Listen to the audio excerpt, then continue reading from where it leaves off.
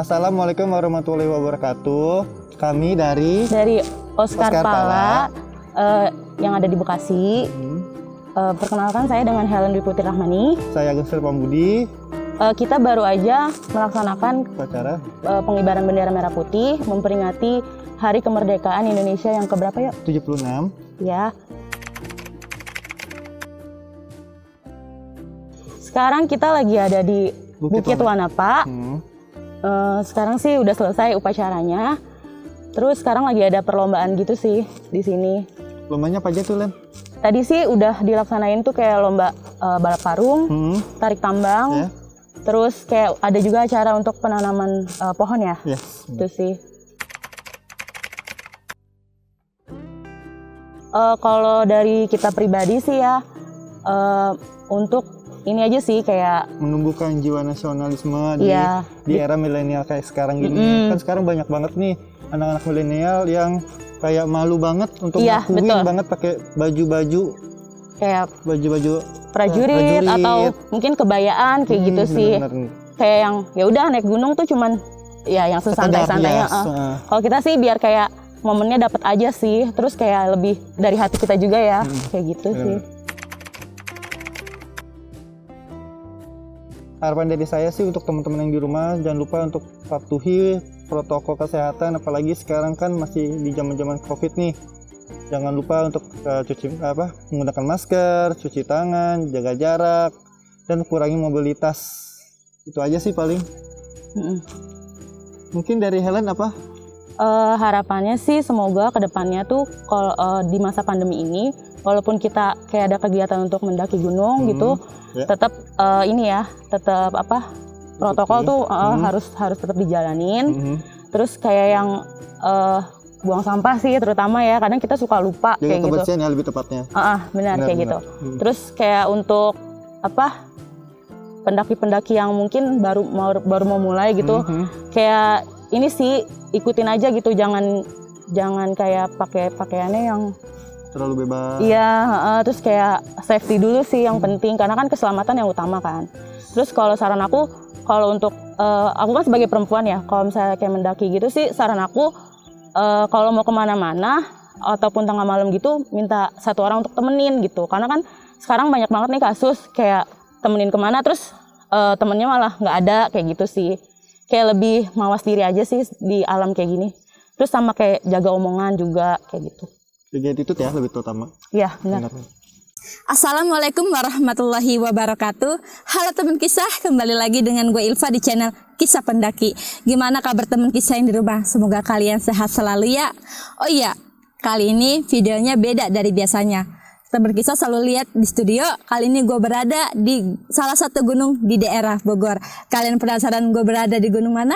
Langsung saja kita ngobrol dengan salah satu pendaki yang sudah sangat senior, yaitu Mang Adai. Halo Mang Adai. Halo Mbak. Gimana kabarnya Mang? Alhamdulillah baik. Oh iya Mang, kita lagi berada di mana sih nih?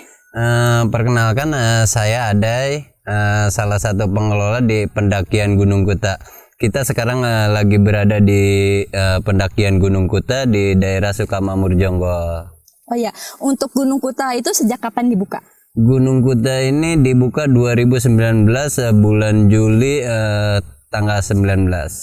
Tanggal 26. Oh, tanggal 26. Berarti baru ya? Iya. Oh ya, mungkin teman kisah yang di rumah belum tahu nih untuk rute kalau dari Jakarta.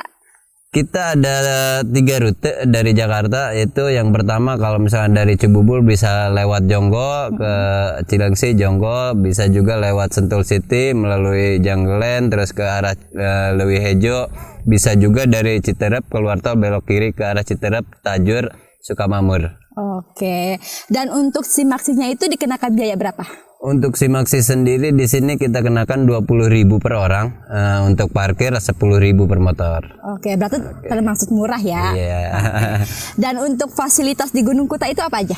Untuk fasilitas di sini yang terutama kita sediakan itu base camp, karena paling utama itu buat istirahat pendaki sebelum mendaki itu pasti base camp.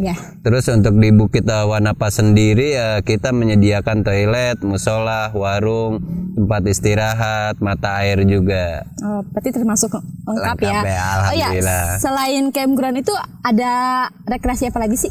Di daerah Sukamakmur ini sekarang terbilang desa favorit untuk wisata ya. Di sini juga ada curug, ada lewi-lewi juga, ada tempat campground juga ya.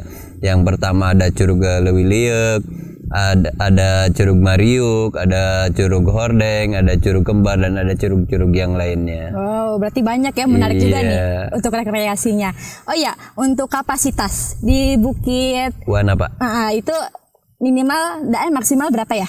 Itu kemarin kita pas anniversary yang kedua itu total peserta itu 1.500 orang dan sekitar 300 sampai 400 tenda. Oh, termasuk Luas ya. Luas banyak juga. Iya. Oh ya, Mang. Dan untuk peraturan nih, apa sih ketika pendaki mau ke Gunung Kuta itu peraturan apa aja yang harus dilakuin? Yang pertama kita melarang keras membawa minuman keras atau jenis narkoba lainnya. Terus untuk yang kedua dilarang memainkan alat musik di atas jam 10 seperti gitar, drum atau beduk yang lainnya ya, yang mengganggu orang lain istirahat. Iya. Terus ada juga batas camp area kita itu adanya di pos 3. Selain di pos 3 itu nggak boleh ada yang ngecamp, ada pun shelter yang sebelum ke puncak itu khusus buat istirahat. Terus untuk di puncak sendiri nggak boleh naik ke batu 2. Jadi di situ ada batu 2 yang cukup strategis buat selfie, tapi kita dilarang bukan karena mistik, cuma terlalu berbahaya. Mungkin ada beberapa pendaki yang emang jago di climbing, cuma kita ngelihat yang juniornya ini nanti pengen maksain, pengen naik ke sana, pengen foto-foto, akhirnya jatuh. Makanya kita terapkan peraturan seperti itu. Terus di Gunung Kuta juga kita untuk di puncaknya mempunyai batas waktu. Jadi batas waktu di puncak itu jam 5 pagi sampai jam 3 sore. Maksimal itu jam 4 harus sudah steril, nggak boleh ada orang. Oh gitu. Oh ya, Mang, mau nanya nih. Ya. Pernah nggak sih pendaki ketika naik ke Gunung Kuta mengalami hal-hal yang aneh? Kemarin pas di anniversary itu ada kejadian kesurupan 3 orang. Itu bukan karena ini ya, itu benar-benar si pendakinya itu melanggar aturan yang kita terapkan, yang di nomor 1 itu ketika ada peserta 1.500 orang kita nggak bisa ngontrol, ternyata ada yang membawa minuman keras dan dipakai di atas, makanya ada yang kesurupan seperti itu, yang ininya gaibnya juga seperti itu bilang, jadi ada yang seperti ini. Oh gitu. Tuh teman kisah, diinget ya, jangan pernah membawa hal-hal aneh ketika kalian naik gunung, oke? Oh ya, Mang Adai, untuk kunjungan nih, ketika weekday dan weekend itu banyak gak sih? Di sini biasanya di weekend ramai, malam Sabtu, malam Minggu itu sekitar 100 sampai 200 orang. Kalau di weekday itu paling sekitar 20 sampai 30 orang. Tapi tetap aja, tapi terkadang mungkin lagi kosong emang kosong. Kalau lagi ada masih ada. Tiap hari pun ada yang 2 orang atau 3 orang. Jadi kita standby di basecamp itu 24 jam. Oke. Kalau untuk kondisi PPKM yang kayak sekarang ini gimana? Kemarin kita sempat tutup 1 bulan sebelum PPKM, setelah acara anniversary tanggal 26, tanggal 28 kita tutup sampai tanggal 26 sesuai himbauan dari pemerintah. Dari situ ada perpanjangan, kita mengikuti himbauan dari pemerintah juga, dan selanjutnya kita tetap mengikuti peraturan. Dan adapun sekarang di tanggal 17 Agustus kita buka karena perpanjangan belum ada himbauan dari pihak pemerintah. Ya Mang, dan untuk parkiran itu biasanya di kapasitas berapa ya?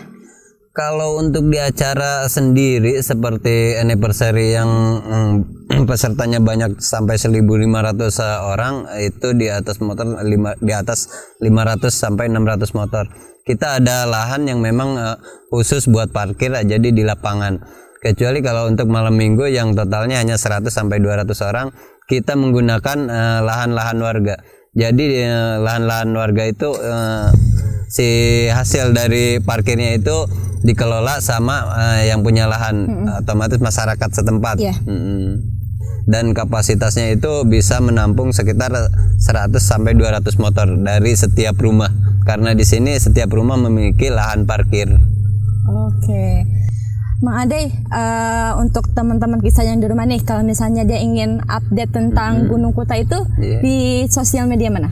Kita untuk di sosial media lebih gencar di Instagram yang ini akunnya Pendakian Kuta. Bisa juga langsung ke nomor saya di 0813 16 16 9495. Oke teman kisah yang ingin tahu lebih lanjut tentang Gunung Kuta bisa langsung kepoin sosial medianya atau hubungi Mang Adai yang ada nomor di description box ini. Oke Mang Adai, makasih ya sudah mau berbagi cerita tentang Gunung Kuta. Iya, sama-sama, terima kasih juga sudah berkunjung ke Gunung Kuta. Sama-sama, semoga sehat selalu ya Mang Adai ya. Amin, amin. Oke, wassalamualaikum warahmatullahi wabarakatuh.